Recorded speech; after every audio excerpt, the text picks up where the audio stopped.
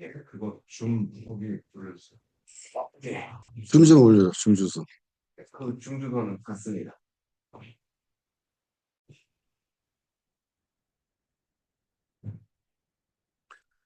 자, 오늘은 이제 네오박수주의에 대해서 말씀드리겠습니다. 어제 올려준 그 한글 노트 9번이에요, 9번. 9번에. 자, 네오막스주의는 러시아 혁명 이후 유럽에서 공산혁명이 계속 실패하자 이에 대한 반성으로 시작되었다. 대표자는 헝가리의 루카치, 이탈리아의 안토니오 그람시다. 막스가 1847년 공산당 선언에서 자본주의의 종말을 예언했지만 1870년 경기 침체, 1918년, 19년, 30년 초반에 세계적 경제공황을 겪으면서도 자본주의는 여전히 강력했다. 마이크 있니? 마이크가 있어야 되나?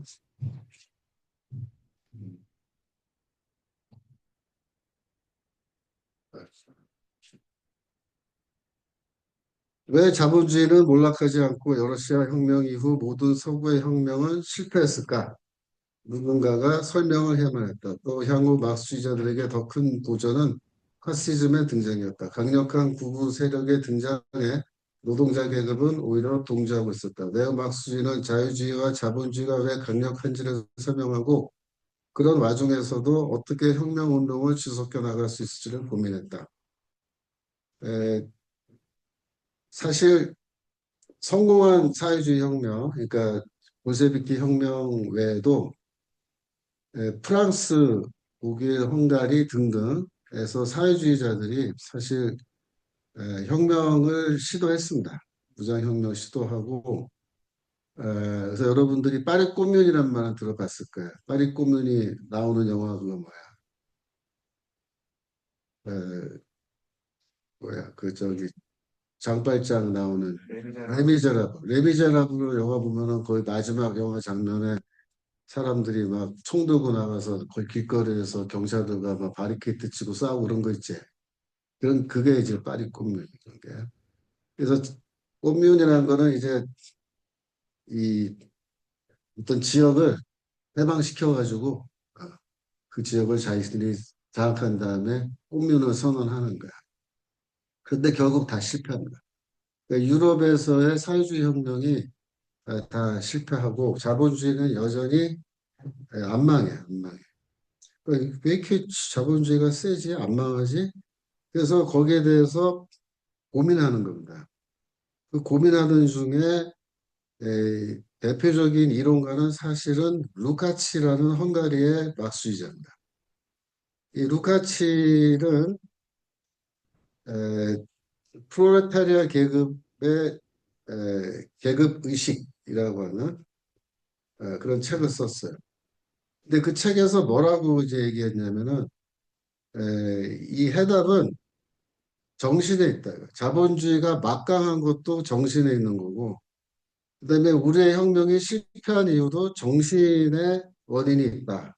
이게 무슨 말이냐면 노동자 계급이 자본가 계급의 이념으로 완전히 세뇌되어 있기 때문에 혁명 운동에서 주도적 역할을 하지 못한다. 그래서 어제 내가 그려준 그 그림에 보면은 하부 구조와 상부 구조가 있잖아. 그지? 근데 하부 구조가 상부 구조를 결정한다라고 이렇게 얘기했지. 그지? 근데 그거를 이제 비판하는 사람들은 그걸 뭐라 부르냐면 경제 결정론이라. 그래서 경제가 모든 걸 결정한다라는 식의 주장은 너무 과도한 주장이다. 그래서 그건 경제 결정론이라고 비판하는데 그걸 누구 비판하는 거야? 막스를 비판하는 거야. 막스. 그러니까 네오 막스주의라는 거는 막스주의를 완전히 벗어난 건 아니지만은 막스의 주장의 일부를 비판하는 거예요. 그래서 정통 막스주의자들은 네오 막스주의자들을 무지하게 또 싫어해요. 막스를 비판한다. 해서. 근데 이게 갈등 관계 있지만 여하튼 루카치라는 사람이 그 포문을 여는 거예요. 그래서 루카치는 뭐라 그랬냐면은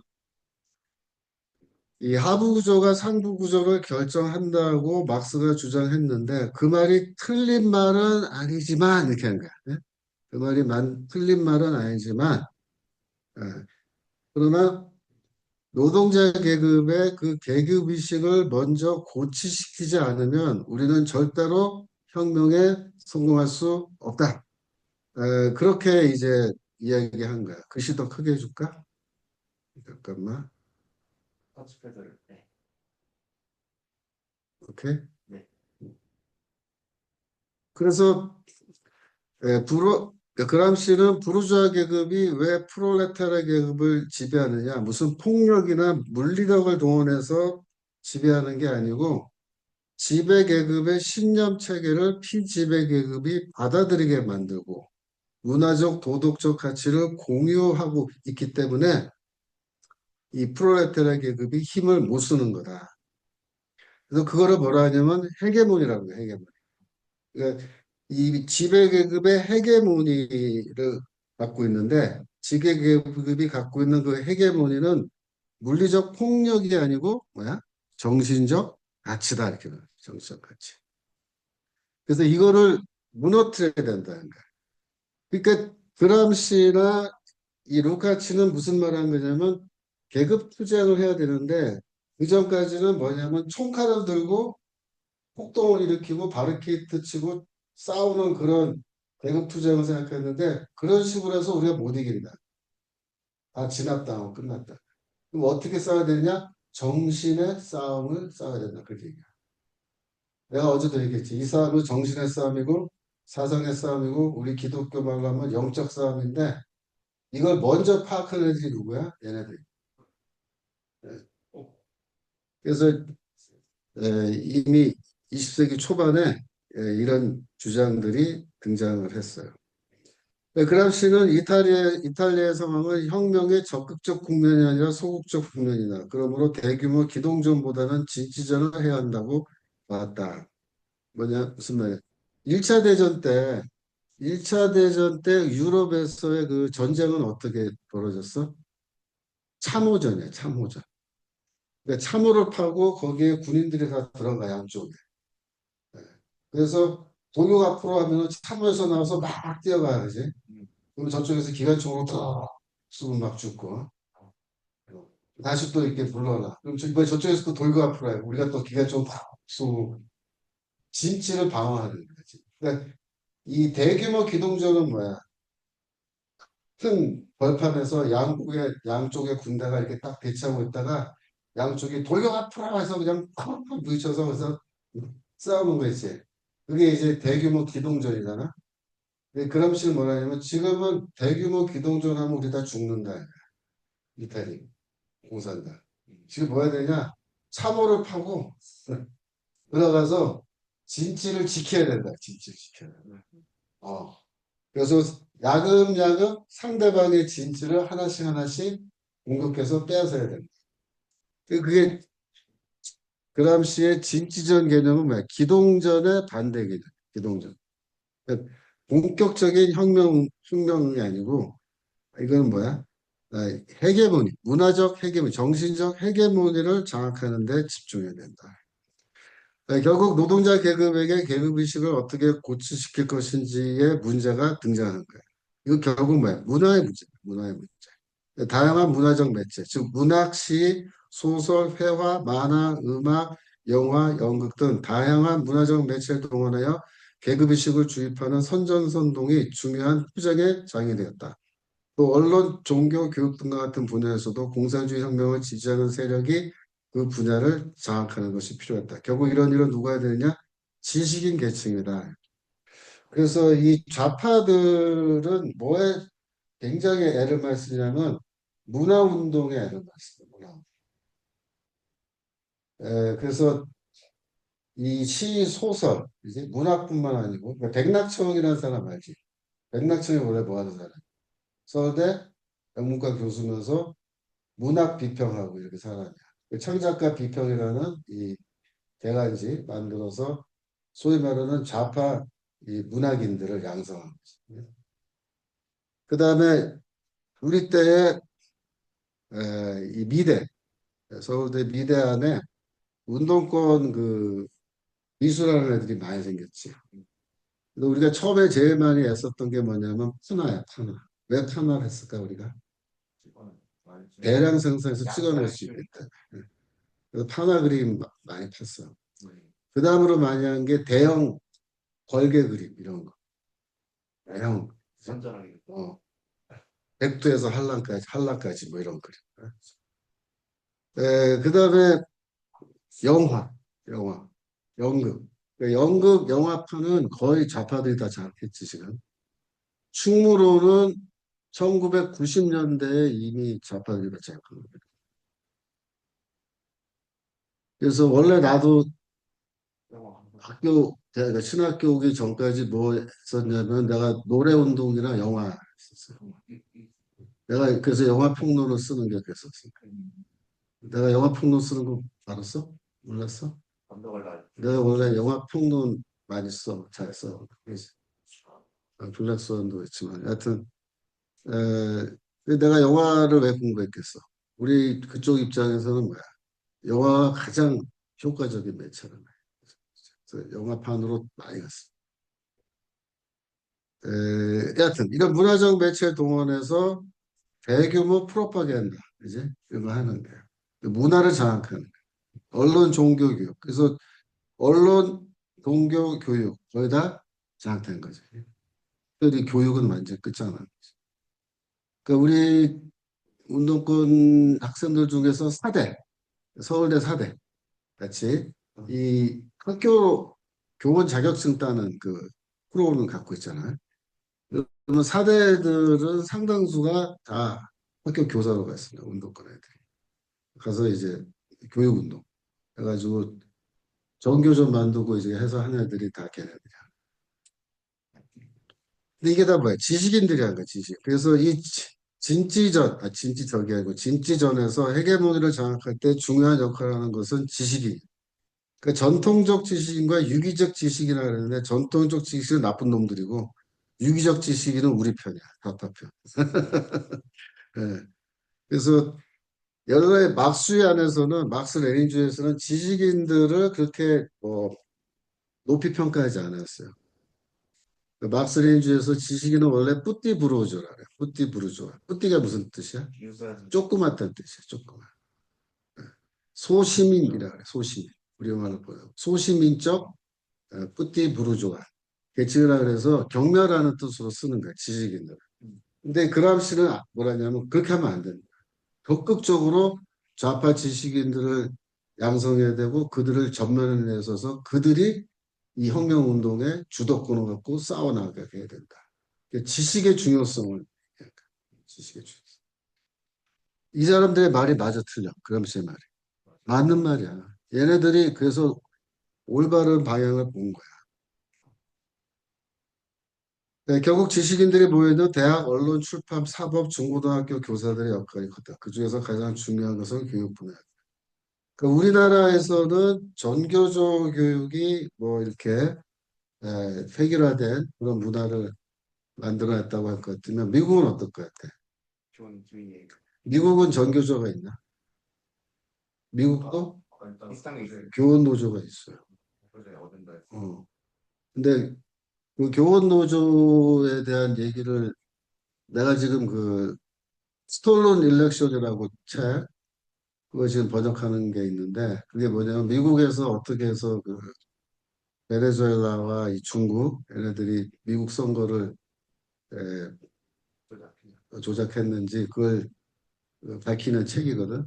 근데 그 책에 보면은 뭐라고 돼 있냐면은 미국의 교원 노조에 엄청난 자금 지원이 들어가요. 근데 그 돈이 어디서 오냐면은 베네수엘라에서 왔습니다. 그다음에 중국에서. 에,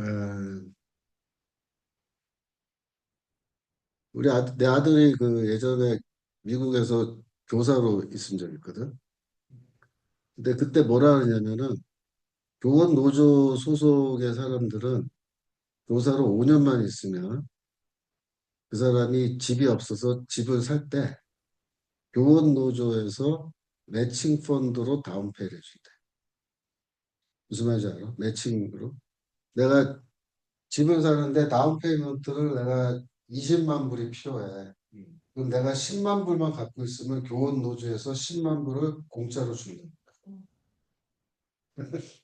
그럼 돈을 어디서 가져온다는 건데. 그치. 딴 그러니까 데서 교원 거기서 노조가 갖고 그래 돈이 많은 거야. 그러니까 나는 그래서 대체 교원 노조가 무슨 돈이 있어서 그, 이 다운 페이먼트는 보통 10만 단위거든. 근데 그거를 어떻게 해주냐 했더니 해준대. 깜짝 놀랐지. 근데 알고 보니까 그 책 보니까 내용이 나오고 베네수엘라하고 중국 그다음에 그 소로스 있지 소로스. 소로스의 오픈 소사이어티 펀드라고 있거든. 그런 데서 돈을 대주는데 소로스가 그 뿌리는 돈의 상당 부분이 베네수엘라에서 온 거예요. 예, 그게 돼요. 그다음에 이제 독일과 미국에서 활동한 프랑크푸르트 학파의 사회비판 이론. 예, 이것도 네오 막스주의의 발전에 영향을 줬다. 홀크하이머, 아도르노, 마르크스, 하버마스, 에릭 프롬. 이 사람들이 프랑크푸르트 학파자들인데 이 사람들이 원래 프랑크푸르트 쪽에 독일 쪽에서 있다가 미국으로 왔어. 주로 어디로 많이 갔지? 얘네들이?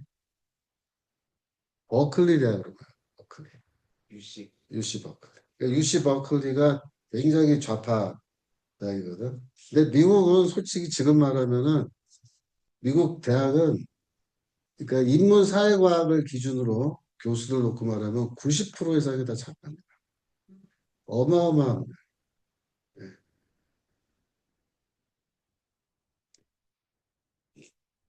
우리 아들이 이제 하버드 대학에서 영문학 전공했거든.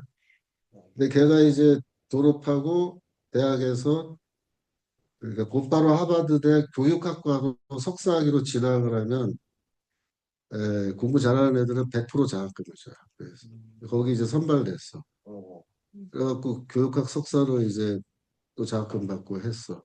졸업식이 된 거야. 근데 걔네들 졸업식을 따로 해줍니다. 이런 소강당에서 따로 해줘. 나머지 애들하고 같이 안 해. 따로 해줘. 그 세레모니 이렇게 해주는 거야. 그래갖고 부모들 오라 해서 갔어. 그래갖고 이제 졸업하는 애들이 한 열대 명 되더라고. 그래. 그래갖고 이제 뭐 부모들은 꽃다발 두고 가서 뒤에 앉아 있는데 그 순서가 쭉 진행되는데 스페셜 렉처라 그래서 하버드 교육학과 출신인데 현직 지금 선배인데 나가서 활동하고 있는 사람을 불러다가 흑강을 시킨 거야. 그래서 이제 나도 이제 앉아서 듣는 거야. 이렇게 듣는데 얘기를 들어보니까 이 사람이 뭐 하는 사람이냐면은 맨하탄에서 그 교육운동을 하는 거야. 하층민들.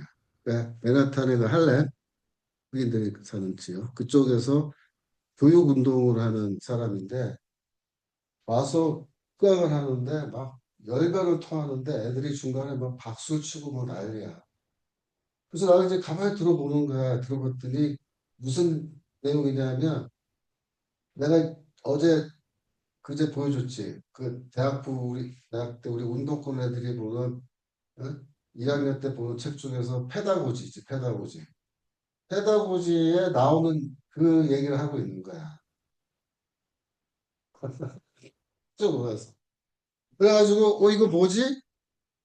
우리 아들이 이런 거 배운 거야? 그래갖고 이제 상담. 해가지고 이제 이 그 대학교 그 교육학과 이제 그 교수진이라든가 이런 것 쭉 보니까 완전히 그런 거야. 완전히. 자판.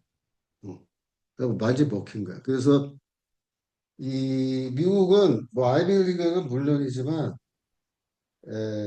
오히려 그 쌤. 시티 칼리지라 그래. 시티 칼리지 같이 이렇게 그 제일 낮은 등급의 대학이거든. 4년 대학은. 시티 칼리지로 가면 오히려 그런 현상이 줄어들어요. 거기는 거의 직업 교육을 하거든. 그러니까 테크는 이제 기술을 배운단 말이야. 그러니까 거기는 이제 좌파들이 뭐 끼어들 그런 게 좀 적어지는 거지. 근데 이제 이 중상위권 대학으로 가면은 거기에 다 인문학과 사회과학이 다 있거든. 근데 그쪽에 모든 교수들 거의 90% 이상은 다 잡아. 그래서 우리는 한국 교육은 정교조 중고등학교 때 전교조가 한국 교육과 망쳤다 그러잖아. 미국은 어떠냐면 물론 중고등학교도 좀 문제 있지만 오히려 미국 중고등학교는 그게 좀 덜해. 근데 대학이 심한 거야. 대학 갔다 오면은 완전 애들이 돌아버려. 그래서 그 아주 그냥 뭐 우리가 상상할 수 없는 그런 수준의 그런 문화를 갖고 있어요. 여러분들이 그 LGBTQ 이런 거 있잖아. 우리는 여기서 그냥 뭐 무지개 옷 입은 정도잖아. 거기는 여러분들이 상상 못합니다. 아, 학생들의 그 문화. 그러니까 이 영어에서는 대명사 쓰잖아. he, she, it. 3인칭은 세 개 중에 하나잖아. 남자, 여자, 사물, 중성, it. 그래서 이 대명사 쓰는데 내가 이제 그 성 정체성 그래서 나는 she라고 부르지 마라. 내가 남자인데 나는 he라고 부르지 마라. 그러면 부를 때 이 대명사가 바뀝니다. 이게 알아요? 네. 재산에서 뭐 B도 C도 아니구나. 둘다 통째사. B도 C도 아닌 이상한 그 단어 써요. 그래서 내가 되게 놀란 거야. 구글 가입할 때 그랬지. 그래? 구글 가입할 때 아니 근데 이메일을 쓰는데 그렇게 쓰더라고 우리 애가. 그래서 나도 충격 먹고 막. 하여튼 그게 기가 막힙니다. 그러니까 이런 그 어마어마한 일들이 대학에서 다 벌어져요. 미국은. 여하튼 그래서 그들은 막수주의 경제학에 관심을 기울이지 않았다. 정치 경제학에 별로 관심이 있지 않았다. 하지만 이들은 계급 해방에서 모든 종류의 억압으로부터의 해방으로 관심을 전했다. 이게 중요해요. 그러니까 전통적인 막스주의는 경제적인 계급에 의한 그 계급 간의 투쟁 갈등 그것만 하면서 부르주아와 프롤레타리아 요 억압 관계만 관심을 가졌잖아. 근데 얘네들은 그게 아니야. 인간 사회의 모든 형태의 억압. 첫 번째 억압에 들어가는 게 뭐겠어? 남녀, 여성들이 억압받은 거, 이런 거. 그다음에 두 번째 인종적 억압. 그다음에 뭐 여러 몇 가지 젠더부터 해가지고 그래서 여성해방운동은 막수주의와 다른 경로로 발전했지만 현대에 이르러 막수주의 운동의 한 부분이 되었다. 인종차별 문제, 각종 성적 소지자들의 인권 문제도 나요 막수주의의 한 부분이 된 거예요. 그러니까 모든 종류의 차별, 억압, 착취에서 벗어나기 위한 각종 운동은 모든 지배 이데올로기를 무너뜨리려고 한다는 점에서 공통점 갖고 있다. 오늘날의 기존 질서를 무너뜨리려고 하는 운동은 정책성 정치로 통칭될 수 있다. 그래서 아이덴티티 팔러틱스 이런 말씀. 우리는 이제 한국말로 정책성 정치 그러면 이게 뭐야? 그런데 미국에서는 이제 아이덴티티 팔러틱스란 말로 이걸 통칭해. 우리가 보통 뭐 PC주의, 뭐 LGBTQ 뭐 이렇게 하는 거 있잖아. 얘네들은 그냥 아이덴티티 팔러틱스 그러면 그냥 그걸 다 통칭하는 거야. 이게. 그래서 정체성 정치는 전통적인 다양한 요소에 기반한 정당 정치나 드넓은 보편 정치에 속하지 않고 성별, 젠더, 종교, 장애, 민족, 인종, 성적 지향, 문화 등 공유되는 집단 정체성을 기반으로 배타적 정치 동맹을 추구하는 정치 운동이자 사상이다. 이 정체성 정치가 뭐냐? 예를 들면 이렇게 하는 거야. 첫 번째, 자신이 먼저 어떤 정체성을 갖고 있는지 발견하고 그 집단에서 정체성을 찾는다. 자, 내가 여성이야. 그럼 나는 일단은 페미니즘으로 가야 돼. 그지? 근데 나는 여성이면서 흑인 여성이야. 그럼 난 이중적인 억압 받고 있는. 여성이면서 인종적인 차별까지 또 받아. 아시아인도 여기서 해볼 만해요. 나는 아시아인이야. 소수인종이야. 그러면 나는 한 번 더. 마이너리티. 그러니까 백인 남자보다는 아시아 남자가 훨씬 이 아이덴티티 폴리틱스에 들어가면 유리한 거야. 너는 나를 억압한 놈이고 나는 지금까지 너 때문에 괴롭힘 당해온 피해자다 이러고 이제 주장할 수 있는 거지. 네? 거기에다가 이제 나는 흑인이고 여성인데 레즈비언이야. 그러면 삼중이야, 삼중. 아, 아이덴티티가 더 명확해지죠, 이제. 그러면서 나는 삼중적 이런 차별과 억압 속에서 나는 고통받고 있다. 이러고서 이제 어? 말을 할 수 있게 되는 거예요. 그래서 이런 정책성 집단을 만들 때 절대로 보편적 기준을 적용하지 않아요. 특수한 기준을 적용해요. 그러니까 인류나 인간, 이거 뭐야? 보편적인 거지. 이거 뭐야? 남자고 여자고 다 인류잖아. 다 인간이고. 그러니까 모든 인간, 인류 이런 말을 안 써요. 절대. 특수성을 기준으로 소수 집단, 그러니까 마이너리티 집단을 만들어내는 거예요. 그걸 만들어내면은 정체성 정치에서 첫 번째 이미 성공하고 먹고 들어가는 거예요. 그래서 항상 다수 대 소수 있을 때 소수들이 뭐야?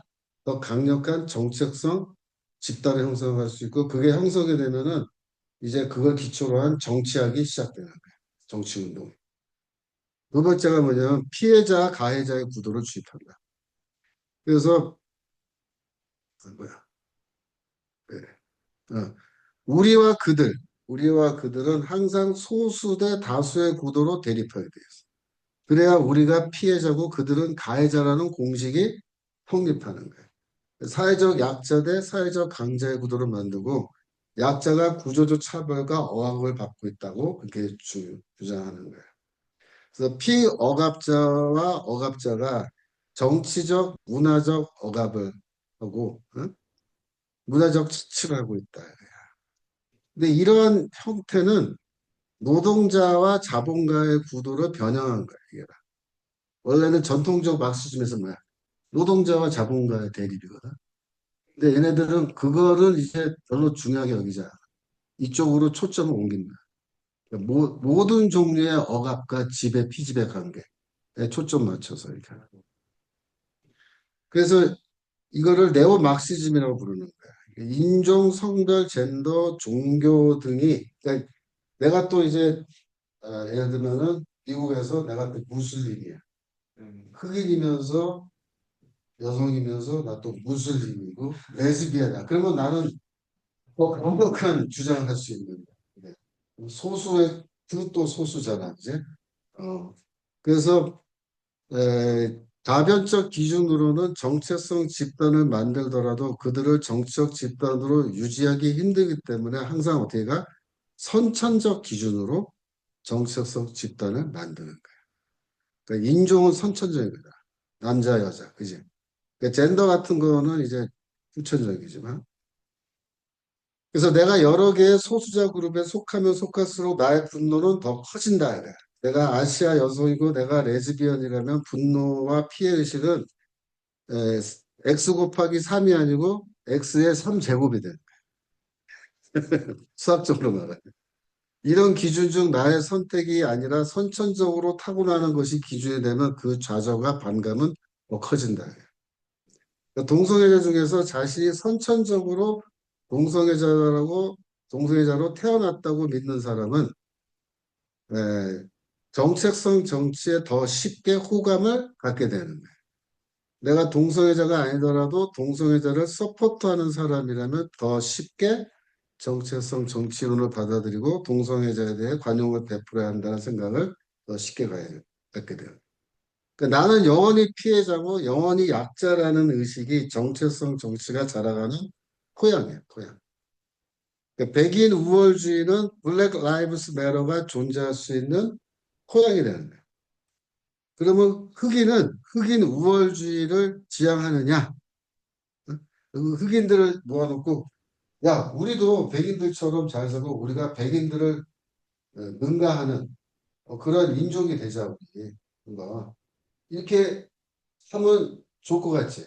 근데 그렇게 되면 정체성 정치는 폭망하는 거야.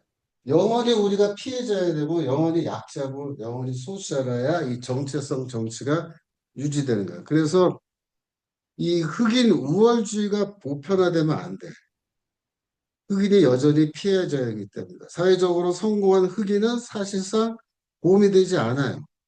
흑인들이 여전히 빈곤계층이라야 블랙 라이브스 매러 운동이 지속될 수 있다. 그래서 지난번에 블랙 라이브스 매러 그막 꼭이라고 할 때 흑인들 중에서 스포츠 스타들 있지. 네.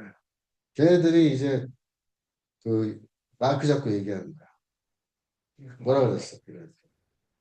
블랙 라이브스 매러 이거 잘못됐다. 이 블랙 라이브스 매러 이 운동은 영원히 흑인들을 피해자로 그리고 빈곤계층으로 묶어놓으려는 그런 대략을 갖고 있는 사람들이 하는 거다. 속으면 안 된다고 흑인들이. 그래서 우리는 영원히 이게 계속해서 마약이나 팔고 영원히 우리는 그냥 빈민가에서 이렇게 막 사는 거 그런 거 아니라는 거야. 근데 재밌는 게 뭐냐면 내가 보스턴 있을 때 우리 동네가 뭐 물론 백인들이 많이 사는 동네긴 한데 간혹 흑인들이 들어와서 사는 사람도 있어. 꽤 잘 사는 흑인들이지. 근데 걔네들은 마당에 블랙 라이브스 매러 이게 포스트 이거 꽂는 거 있거든 현판 이거 그거 안 꽂아. 근데 누가 꽂냐면 백인들이 꽂아. 아, 블랙 라이브스 매러. 저희도 명동에서 그거 시위했잖아요. 또 어, 맥라이브스. 그 희한하다. 그러니까 중상위권에 올라와 있는 흑인들은 블랙 라이브스 매러 싫어. 저것들이 왜 또 미친 짓을 이렇게 하나 막 이렇게 생각하고 걱정해 오히려. 저러면 안 되는데. 그래서 걱정하는데 백인들 중에 좌파는 그것도 마당에 꽂아둔다. 음. 그래서 트럼프도 가야지. 어. 그래서 내가 우리 동네 골목에 이렇게 있고 양쪽으로 집이 한 20여 채가 이렇게 있는데 그때 블랙 라이브스 매러 할 때 차를 타고 한 바퀴 동네를 이렇게 쭉 돌아봤어. 그랬더니 간혹 블랙 라이브스 매러 꽂아놓은 집들이 있다. 음. 그래서 내가 저기 아마존에다가 주문을 했어. 뭐 샀냐면 나는 We support police. 그게 이제 블랙 라이브스 반대하는 사람들 그거야. 그 이따만한 거 내가 2장 사다가 우리 집 앞마당에 꽂아놨지. 그랬더니 우리 동네 내가 그때 이사 온 지 얼마 안 됐을 텐데 우리 동네 앞집 사람들이 와더니 되게 좋아하더라. 자기들은 이거 못 꽂는데 너 동양인데 이거 아, 그래서 마이너리티라고 어, 되는구나. 생각해 너무 보니까 좋대. 대기는 프레임 걸리는. 우리 앞집이 우리 동네 경찰서 저기 폴리스맨이 형제인데 아, 우리가 경찰이었거든. 근데 걔네들이 딱 나한테 오더니 위서포트 폴리스 딱 들어오니까 나한테 뭐라 하지 않아? 그 저기 밤에 잘 때 급한 일 있으면 자기한테 바로 전화해. 제가 총도 하고 길 건너서. 근데 걔네들은 퇴근할 때 경찰차 이만한 거 있잖아. 응?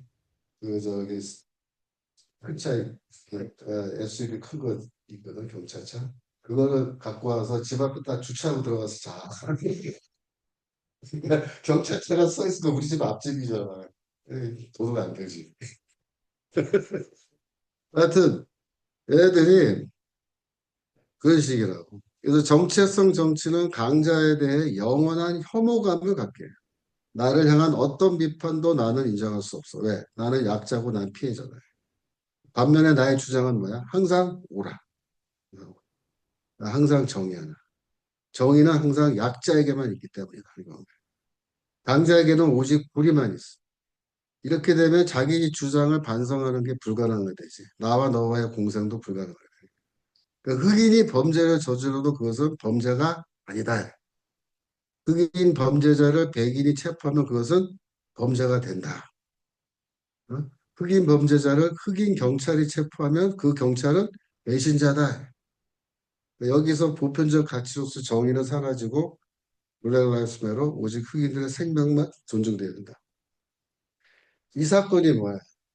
그 블랙 라이브스 매러 처음 시작한 그 계기가 뭐였습니까? 미네소타에서 아니지. 경찰이 과잉 진압했다 그래서 흑인을 이제 체포하는 과정에서 죽은 건데 그때 당시에 이제 그 흑인이 과도하게 이제 저항을 했는데 왜 저항했냐면은 약물 중독 상태였어요. 약물 중독. 그기다 밝혀졌는데도 뭐 상관없어요. 얘네들 그냥 죽어라고 불러낼 수가 납도둑이 부수고 한 거죠. 정체성 정치학은 오직 소수 집단의 불이익을 제거하고 이익을 추구하는 정책과 정치 운동을 추진한다. 그러니까 보편의 문제는 관심 갖지 않아요. 왜냐하면 보편의 문제는 다수의 문제고 다수의 문제를 해결하면 할수록 소수자에게 더 큰 불이익이 생기기 때문이다. 정체성 정치 이론은 에너지가 피해 의식에서 생겨났다. 이들의 정치론은 보편적 가치에 기초해 있지 않다. 자유, 박애, 평등 중 평등과 박애에 기초해 있는 것처럼 보이지만 그들은 평등을 원하는 게 아니라 뭘 원해? 특별 대우를 원한다. 공무원 채용, 석방서, 경찰, 군대에서 평등을 요구하지만 그들이 원하는 것은 특별 대우다. 여성 소방관 채용을 요구하지만 자신의 집이 불이 나면 남성 소방관들이 오기를 원한다. 가계를 추구하는 것 같지만 인간 보편 인류를 사랑하지 않는다. 소수 집단에 대한 사랑이 과도한 나머지 인류를 뭐야? 개조해야 될 대상. 만약 개조가 되지 않는다면 제거해야 될 대상으로 본다. 그래야 그들만의 유토피아, 사실 디스토피아인데 유토피아가 만들어지기 때문이다. 매우 배타적인 집단이 되고 배타적 이익을 추구하는 정치적 집단이 된다. 그래서 이 소수자 운동하는 이런 정치인들은 오직 소수의 마이너리티를 위한 정책을 쓰겠다는 거야. 이번에 미네소타의 소말리아 출신의 일한 오마르라는 여자 하원 국회의원 있지. 알아? 일한 오마르? 소말리아 출신인데 여자인데 젊은 애인데 하원 국회의원으로 지금 당선돼서 지금 활동하고 있거든. 근데 일한 오마르가 뭐라 그랬냐면은 미국 하원 국회의원이야. 근데 뭐라 그랬냐면 기자들 앞에서 나는 오직 소말리아인들의 그리고 소말리아라는 아프리카에 있는 국가 소말리아와 소말리아인들의 이익을 위해서 나는 국정활동을 한다 이렇게 말돼. 우리나라 국회의원인데 예를 들어서 뽑아놨더니 나는 소말리아라는 나라와 우리나라에 이민 와 있는 소말리아 사람들의 이익을 위해서 나는 국정활동을 한다. 이렇게 얘기하는 우리나라도 있었죠. 어, 이자스민. 이제스.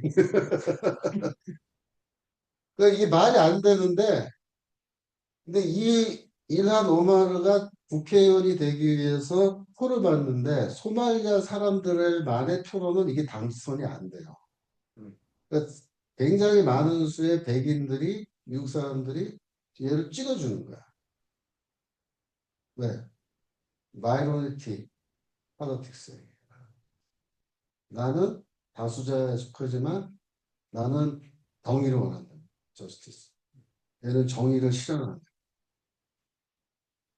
내가 속해 있는 이쪽 백인 다수 이쪽은 불의한 집단이야. 다수기.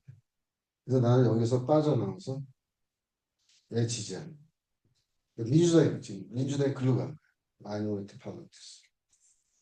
그러니까 민주당이 아이덴티티 폴리틱스에 빠지면서 사실은 에, 자멸의 길로 가는 거죠. 대다수의 유권자들은 이걸 더 이상 신뢰하지 않게 되는 거예요. 정체성 정치는 계속 급진주의로 에스컬레이트 된다. 정체성 집단에 대한 어떤 비판이나 부정적 언급도 허용돼서는 안 된다. 이게 뭐야? 차별금지법이야. 이 뻥끗하면은 차별금지법으로 조지는 거야. 그래서 이 집단은 아무도 비판 못해. 여기서 표현의 자유 문제와 충돌한다.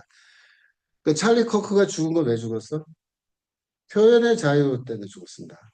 찰리 커크는 표현의 자유를 외치면서 그거를 캠퍼스에서 주장하는 거예요. 그 표현의 자유가 제일 많이 제약되는 장소가 어디야, 미국에서? 대학 캠퍼스입니다. 대학 캠퍼스에서 표현의 자유가 제일 많이 제약. 반대로 국가 내부의 보편적 이슈에 대해서도 토론하지 않는다. 예를 들면 국방, 보건, 복지, 경제정책 이런 문제에 관심 갖지 않고 소수 집단의 이익을 위한 이슈들에만 예산을 배정한다. 소수 집단은 나머지 다수를 적으로 만들어 투쟁한다. 다수를 악마화하고 다수를 제거해야 될 대상으로 만든다. 소수 집단을 다수로 만들기 위한 정책을 실시한다. 동성애자를 증가시켜 이 싸움을 이기려고 한다. 그래서 동성애자들을 증가시키려고 애를 많이 쓰지. 그런데 잘 생각해봐. 잘 생각해봐. 전체 국민의 49%까지 동성애자를 만드는 게 목표가 될까? 만약 동성애자가 다수가 되어도 소수 정치로는 뭐가 없어지지 않는다. 사실상. 왜? 49%가 우리 51%를 여전히 억압하고 있다. 이 49%를 다 박멸해야 된다. 이게 간다는 거야. 그래서 소수가 압도적 다수가 되어서 현재 다수 그룹을 없애버리는 것만이 그들의 승리야. 이게 살벌한 거야. 그래서 이게 정체성. 그러므로 이것은 소수의 만인에 대한 투쟁이다. 사실 동질적인 그룹이 모여서 국가를 구성하는 것이 아니므로 정체성 정치 이론이 주입되면 모든 국민들은 누가 내 아구지고 누가 내 적군인지 피하 식별을 방해받게 되는 거야. 그러니까 정체성 정치의 특징이 뭐냐면은 나는 어느 편이지? 이게 딱 나눠져야 돼. 그 자기가 자기의 정체성을 찾아서 글로 이동해야 되는 거야. 음. 사실 상대방을 적으로 인식하고 투정할 필요가 없는 사람들까지 서로 적군이 되어 싸우게 만드는 거야. 이 싸우게 만들어야 정체성 정치학이 성공한다. 그러니까 내부 갈등을 계속 유발하면 유발할수록 정체성 정치는 성공하고 더 많은 지지를 받게 된다. 정체성 정치는 결국 그 사회를 해체하면 해체할수록 더 성공하고 더 정당성을 얻게 된다. 이들은 평화가 아니라 칼을 주는 자들이다. 에이, 정체성 정치 안에서 모든 인간은 어떤 소수 부족에 소속되어야 살아남을 수 있게 된다. 그래서 이거를 부족주의라 그래. 트라이벌리즘. 어떤 소수 부족에도 소속될 수 없는 인간은 이 사회에서 불가촉 천민의 신세를 면할 수밖에 없다. 그래서 현재 미국 사회에서는 내가 백인이야. 남자인데 동성애자도 아니야. 종교는 개신교, 프로테스탄트야. 어? 그러면 이 사람은 뭐야? 불가촉 천민이야. 근데 이게 여러분 농담같이 들리는데 내가 그 2007년도에 이제 플로에서 박사학위를 마치고 졸업했단 말이야. 근데 나는 졸업하자마자 이제 장신대 취직이 돼서 한국으로 왔잖아. 내가 3년, 4년 후에 안식학기가 돼서 다시 플로 도서관에 가서 내가 2달 동안 있었거든. 그래서 골로새서 주석을 썼는데 하루는 누굴 만났냐면은 나랑 같이 박사과정 공부해서 졸업한 그 플러신 학교에서 나랑 같이 졸업한 백인 친구야. 걔를 만났어. 그래가지고 너무 반가운 거야. 나랑 학교에 있을 때도 비슷하게 논문 쓰고 그래서 같이 이렇게 얘기도 많이 하고 했어. 그래서 만난 거야. 그래서 이제 너 요새 뭐 하냐? 이렇게 물어봤어. 자기 변호사 시험 준비해. 아니, 플라에서 시작한 PhD를 마치고, 어?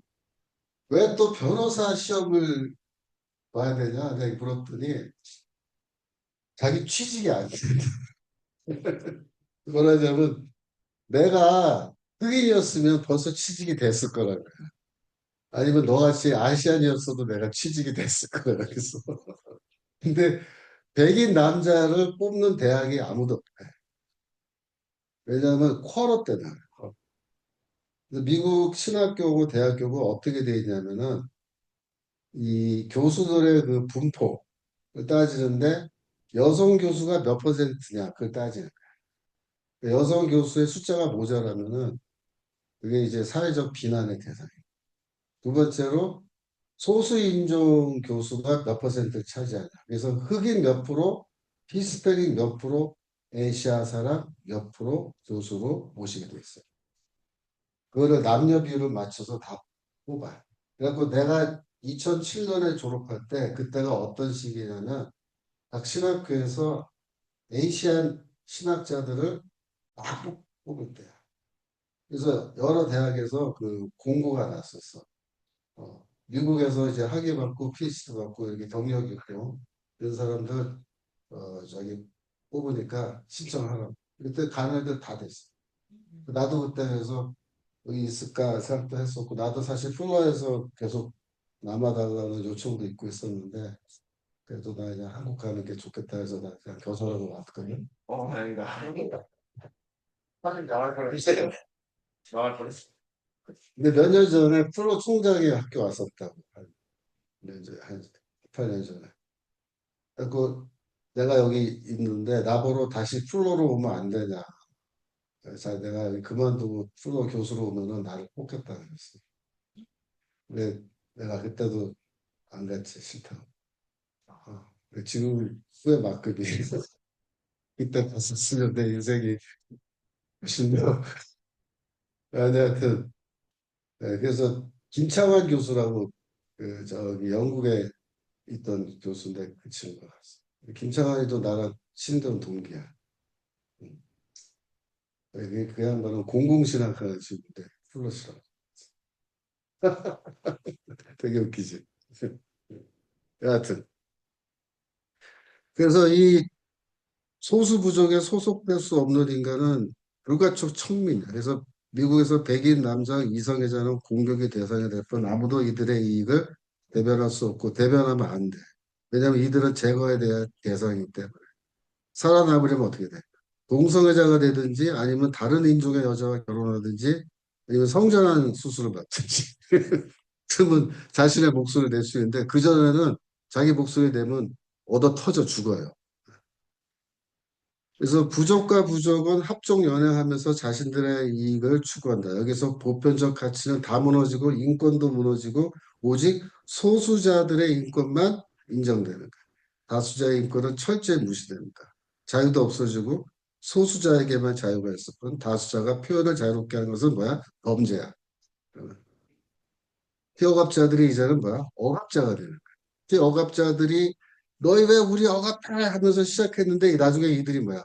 억압자가 돼가지고 이들이 착취를 해, 착취. 문화적, 경제적, 정치적으로 나머지 인류를 착취해서 사실상 소수자들의 독재, 티러니가 시작되는 거야. 이게 결국 뭐야? 네오 마르크시즘이야. 소위 말하는 아이덴티티 팔러틱스의 대결말. 어떻게 하면 좋겠어? 솔직히 억압받고 살고 싶어? 트럼프가 하는 응, 전략이 사실 많은데 응, 이게 트럼프는 지금 사실 그 좀 조절을 해서 다행인데 이거 굉장히 위험한 게 상대방을 제거해야 된다 했잖아요. 근데 반대쪽에 그러면 그런 생각이 생기고 근데 문제는 이쪽은 원래 전통적인 쪽이고 다수예요. 그러면 이게 만약에 일정 시점이 되면 제노사이드 발생할 수 있다고 생각합니다. 그래까지는 안 돼. 근데 내가 보기에는 이제 이 소수자, 그러니까 소수자들을 위한 이 아이덴티티 팔러틱스가 너무 극단적으로 지금 가고 있기 때문에 사람들이 이제는 조금 이게 너무 뭐가 지나친 주장을 하고 있고 이것이 우리 사회를 해체하고 망가뜨리고 있다라는 그런 자각을 지금 하기 시작한 거거든 미국에서도. 그러니까 이거를 할 때 무슨 폭력적인 방식으로 그렇게 할 필요가 없어요. 쉽게 말하면은 선거를 통해서 이제 공화당은 정책적으로 이런 아이덴티티 팔러틱스를 배척하고 얘네들이 뭘 먹고 사냐면 정부 예산을 뜯어먹고 살아요. 항상 우리나라나 그쪽이나 다 똑같아. 그래서 이 정부 예산 뜯어먹고 사는데 이거를 더 이상 그런 대로 지출이 안 되게끔 막는 거야. 그럼 그건 말라주는 거죠. 그래서 고사시키려고 하는데 아직까지는 이게 굉장히 강력해서 쉽게 이렇게 제거되거나 판을 뒤집기는 쉽지는 않을 거야. 그러니까 당분간은 더 싸워야 된다. 근데 우리나라는 솔직히 말하면 미국보다는 이 아이덴티티 팔러틱스가 작동하기에 조금 안 좋은 불편한 그런 문화가 있어. 유교구나. 유교문화를 또 듣고 있지만은 우리 문화에서는 아직까지는 뭐 트랜스젠더나 동성애자나 이런 마이너리티에 대한 그 호감 이게 많이 없고 그다음에 우리는 인종적인 거는 외국인들밖에 없잖아. 우리 내국인들은 우리 한민족이야.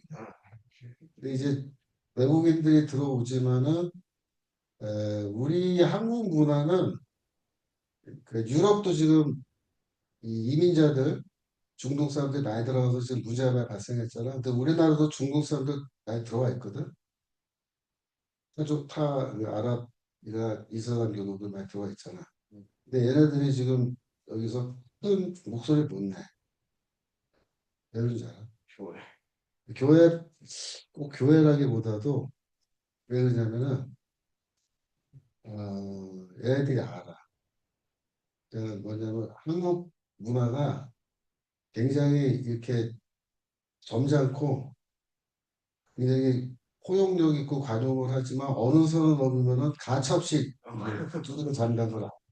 그래서 한국 사람들이 이렇게 쫄아 있어. 유럽 사람들처럼 이렇게 말랑말랑하지 않고 자기들이 여기서 까딱했다가는 박살난다는 거예요. 그래서 굉장히 몸살이 있고 두 번째 뭐냐면 자기들이 이렇게 얘기해. 한국이 너무 살기 좋다. 그래서 자기들은 공부로 돌아가기도 싫대. 여기서 계속 살고 싶고 한국 여자랑 결혼하는 게 자기들의 로망이야. 내가 한국 사람 되고 싶다.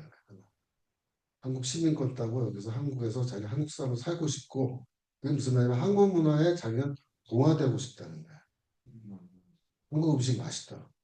아, 그래서 한국 문화에 동화되고 싶지 여기 영원히 우리가 마이너리티로 남아서 우리 목소리 내면서 너희가 우리의 핍박해 이러면서 뭐 이렇게 정치운동하고 그런 거는 아직 생각 못 하는 거예요. 그러니까 우리 문화에서는 인종이라는 게 하나가 빠져버려. 마이너리티. 그다음에 동성애 문제도 아직은 우리가 이렇게 심각하지 않기 때문에 트랜스젠더에게 않기 때문에 이것도 하나가 빠져버립니다. 남는 건 뭐면 남녀만 한다. 그러니까 남녀 갈등은 죽이는 거야 지금 최대한. 음, 근데 그게 한계가 있어. 음. 남녀 갈등만 부추겨서 이 아이덴티티 팔로틱스를 실행하기에는 에너지가 좀 부족한. 한계가 왔죠. 한계가 있는 거지. 여자분들이 살았었어. 그러니까 지금 한계가 왔죠. 네. 우리 입장에서는 이 아이덴티티 팔로틱스가 국내에서 대규모로 파괴적으로 작동하지 않고 있는 게 상당히 다행스러운 건데 이거 이제 미국은 보면은 강 건너 불구경이긴 하지만 이게 굉장히 위험한 거고 이게 일단 들어와서 여기서 자리 잡으면 안 좋아. 근데 이제 민주당 쪽에서는 이거를 들여와서 자리 잡게 하려고 무지하게 했습니다. 그게 제일 처음에 나타난 게 차별금지법. 이걸 일단 통과시켜 놓고 나면은 이게 작동한다고. 그래서 이거 막은 게 중요해. 이거 안 막으면은 우리나라도 여기 걸려들 수 있어. 어떻게 네오마르크시즘 좀 감이 잡힙니까? 네. 그래서 이제 경제투쟁, 정치투쟁도 아니고 뭐야? 지금은 문화투쟁이야. 문화투쟁. 문화투쟁의 그 핵심에 뭐가 있냐면 종교가 있습니다. 음, 사실. 그 어떤 뭐 예술, 문학, 뭐 영화고 할 거 없이 그거를 능가하는 가장 강력한 파워를 갖고 있는 게 사실은 종교입니다. 음, 종교는 뭐야? 믿음이야, 믿음. 신령, 치. 음. 진리의 문제가 다 이거는. 그래서 종교가 잘못된 길로 가버리면 이건 걷잡을 수 없이 잘못된 길로 가는. 근데 내가 미국 가서 제일 그 황당하게 야, 미국 사회가 진짜 거의 망하려고 그러나 이렇게 느끼게 된 게 뭐냐면 교회에 보스턴 지역의 교회를 이렇게 동네로 돌아다니 보면은 교회에 반 이상이 무지개 깃발을 걸어놓은 거야. 음. 교회 바깥에다가 안에다 오고. 그게 무슨 표시냐면 우리 동성애자 환영한다. 근데 심지어 그 무지개를 걸어놓지 않은 교회도 들어가서 예배드리면서 설교 들어보면 절대로 동성애 문제에 대해서 입 뻗고도 안 해. 보스턴에서 대학생 선교하고 제일 열심히 교회 성장하고 복음주의적인 그런 설교를 하는 교회가 있어. 아가페 교회고. YMCA에서 그때 예배드렸는데 가서 이렇게 들어보면은 설교 잘해. 젊은 목사가. 굉장히.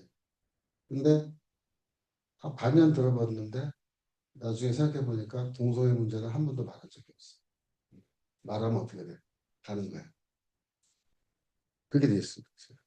그러니까 미국은 지금 굉장히 이 표현의 자유 문제가 많이 이제 심각하고 동성애 문제나 이런 아이덴티티 팔로틱스에 이미 걸려들어 있는 상태이기 때문에 목회자들도 힘을 못 써요. 내가 복음주의자고 뭐이라도 말 못하는 거죠. 그거 하면 끝나버려요. 근데 우리는 아직 그렇지 않잖아. 우리는 아직은 뭐 차별금지법 통과 안 된 상태고 우리 교회에서 우리가 설교하는 거에 대해서 뭐, 네? 동성애 문제에 대해서 우리가 문제가 되지 않고요. 그러니까 이거를 끝까지 지켜나가고 우리 기독교 개신교가 이 문제를 딱 입장을 정해서 스탠스 딱 지키고 내가 어제 말한 것처럼 전선에 딱 서서 우리도 진지를 지키면 돼요.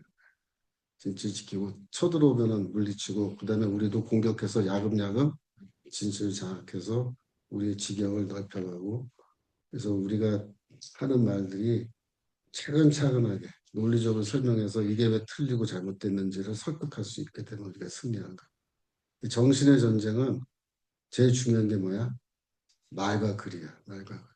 지금 그 말과 글을 어떻게 유튜브 이런 걸 통해서 많이 전파하고. 그지? 그래서 이 논리적이고 합리적인 이런 설명, 설득, 그지? 증거 제시, 우리의 주장이 옳은지 서포터 이런 게 굉장히 중요해. 이게 전쟁입니다. 내가 옛날에 이 우리 신학생활 할 때 항상 내가 첫째 날 하는 말이 뭐냐면 신학은 이게 하나님에 대한 학문이 아니고 인간하기. 하나님이 연구 대상이 아니고 인간학이고 인간에 대한 연구인데 이거는 세계관의 문제고 그지? 세계관의 문제, 관점의 문제고 그 다음에 올바른 관점을 가진 사람이 결국은 승리하는 게임. 그래서 제대로 된 신학적 관점.